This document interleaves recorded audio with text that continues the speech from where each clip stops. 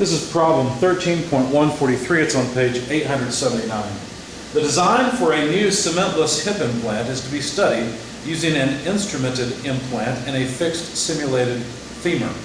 Assuming the punch applies an average force of 2,000 newtons or 2 kilonewtons over a time of 2 milliseconds to the 200 gram implant, determine A, the velocity of the implant immediately after impact, and B, the average resistance of the implant to penetration if the implant moves 1 millimeter before coming to rest. Okay.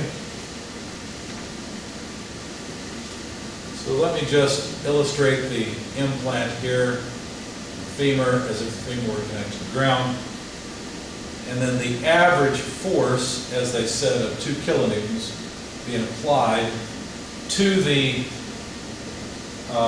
part for 2 milliseconds, or in other words, 2 thousandths of a second. Now, as we said, this part is 0.2 kilograms, and its initial velocity is 0. It's initially at rest before it's hit with this tool. We want to find the velocity after impact, or after this large force is applied over a short period of time. And B, we'd like to find the average reaction if the thing moves by 1 millimeter, which, by the way, is 0.001 meters. It's a thousandth of a meter. All right, so let's start with part A, using impulse momentum. Why impulse momentum? Well, because we're given force and time. It's kind of a dead giveaway. Initially, the part is not moving. The implant is not moving. So initially, it has no momentum. Of course, a significant impulse is applied. They gave us the average force that is applied and get us from not moving to moving. Right? And since they gave us the average force, that's just a constant and can come out. And so all we have to do is multiply the average force times time, because once we pull the average force out and we integrate the delta t, the dt, we end up with the amount of time that the force is applied. So that's 2 milliseconds. Anyway, that equals the mass times the velocity after, or immediately after impact. If we rearrange to solve for the velocity immediately after impact, it's the average force that's applied over time, or in other words, the impulse divided by the mass. So that's 2,000 newtons that's applied for 2 thousandths of a second, divided by a mass of 0.2 kilograms. Now, a newton is a kilogram meter per second squared. So that's where our kilograms will go.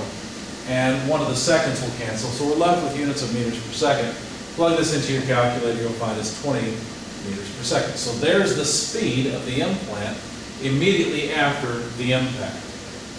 Now for part B, notice they've given us a distance. Since they've given us a distance, that suggests that we should actually use an energy equation. Because remember, forces applied over distance work well with the energy equation. So for part B, I'm going to say that now that we're in state 1 with the motion, right, with the velocity or the kinetic energy of the implant, there must be work done on the implant to slow it back down to where it's no longer moving.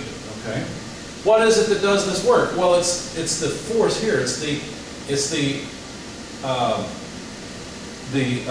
not resultant, I always confuse those two words. It's the reaction force, right? It's the reaction from this simulated femur that must push up and slow this thing down over a distance. So notice that we have 1/2 mv1 squared for the initial kinetic energy. But then notice that the reaction acts in the opposite direction of motion. So it must be minus r average times d, the distance moved, right? And that sum, of course, comes out to 0. If we rearrange this, we can solve for the average reaction. Let's take it to the other side, and we're left with what? mv1 squared over 2d is all we need. So the mass is still 0.2 kilograms. The velocity was 20 meters per second after we whacked it basically. It has to be squared, divided by 2 times the distance. Well, the distance is moved, it moves, is 1,000th of a meter. So what do we have? Well, we have one of the meters canceling, and we're left with kilograms meters per second squared, which is a newton. Plug this into your calculator, and you'll find that it's in fact 40,000 newtons, or in other words, the average reaction is 40 kilonewtons. That sounds like a heck of a force for a femur to resist. If you think about jogging, when you land on your heel as you jog, there's force that goes up through your legs, right? Of course, it's somewhat dampened out by your muscles and so forth. But anyway, the force that's applied, that seems like a heck of a force to me. 40 kilonewtons applied to a femur. I think that this installation method may not be the best idea. Could possibly crack the bone, I don't know.